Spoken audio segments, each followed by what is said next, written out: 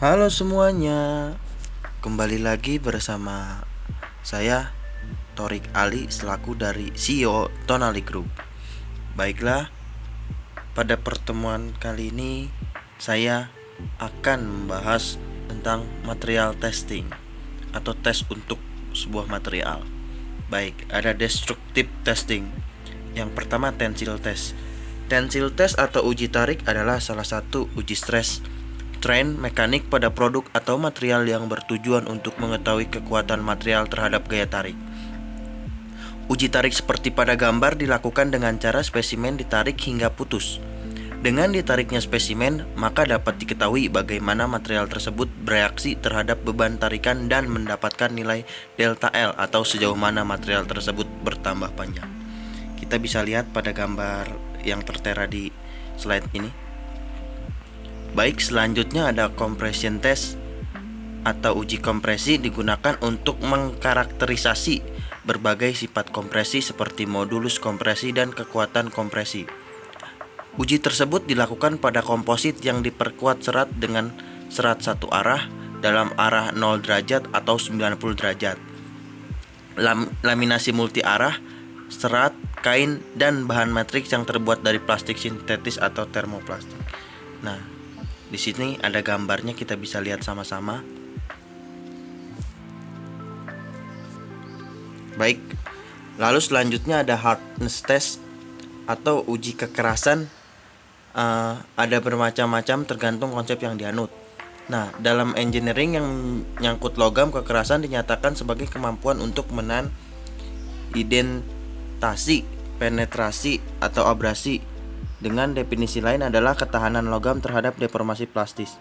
Ada beberapa cara pengujian kekerasan yang standar untuk menguji kekerasan logam, yaitu pengujian Brinell, Rockwell, Vickers, dan lain-lain.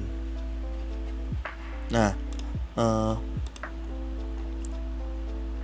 selanjutnya ada flexural test.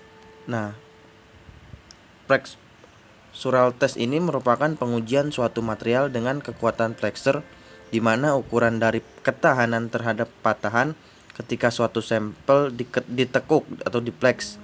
Nah, polimer mempunyai flexural strength jika dia kuat saat dibengkokkan. Pengujian flexural ini diantaranya adalah alat uji yang menggunakan bandul atau impex. Nah, di situ kita bisa lihat sama-sama gambarnya. Lalu ada Carvey impact test. Nah, Carvey impact test juga dikenal sebagai tes Pinot-Carvey, adalah tinggi standar regangan tingkat tes yang menentukan jumlah energi yang diserap oleh material selama fraktur. Lalu selanjutnya ada temperature impact test. Nah, karena suhu dapat mempengaruhi ketangguhan suatu material, uji Carvey dilakukan pada serangkaian suhu untuk menunjukkan hubungan transisi ulet ke getas dalam energi yang diserap. Baik, selanjutnya ada fatigue test. Nah, definisi fatigue testing dapat dianggap sebagai hanya menerapkan beban siklik untuk benda pengujian untuk memahami bagaimana hal itu akan tampil di bawah kondisi yang sama digunakan sebenarnya. Nah, aplikasi beban dapat menjadi sebuah aplikasi berulang dari beban tetap atau simulasi in-service beban. Aplikasi beban dapat diulang jutaan kali dan sampai beberapa ratus kali per detik.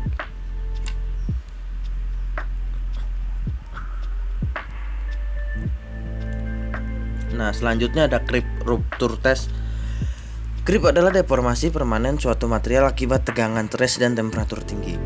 Creep merupakan fungsi dari tegangan, temperatur, dan waktu. Nah, baik, selanjutnya ada relaxation test. Relaksasi tegangan adalah penurunan tegangan yang diamati sebagai respons terhadap regangan yang ditimbulkan dalam struktur. Ini terutama karena menjaga struktur dalam kondisi tegang untuk beberapa interval waktu yang terbatas dan karenanya menyebabkan sejumlah regangan plastik. Nah, itu penjelasan singkat tentang relaxation test. Lalu selanjutnya ada cupping test.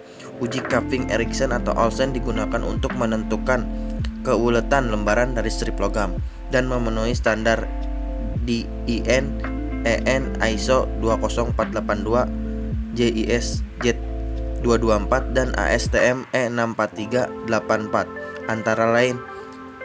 Nah, proses pembentukan yang digunakan untuk pengujian ini pada dasarnya mencatat kapasitas regangan bahan logam yang secara langsung sebanding dengan proses pembentukan regangan dan pengangkatan tonjolan. Nah, lalu selanjutnya ada non-destructive testing. Yang pertama ada ultrasonic testing. Ultrasonic test adalah metode non-destructive test NDT menggunakan energi suara frekuensi tinggi getaran ultrasonik untuk melakukan proses pengujian atau proses pengukuran. Besarnya frekuensi gelombang ultrasonik yang digunakan untuk pengujian ini di atas 20 kHz. Lalu yang kedua ada DYE penetrant inspection. DYE penetrant merupakan metode NDT untuk mengetahui ada tidaknya crack pada weld atau hasil lasan.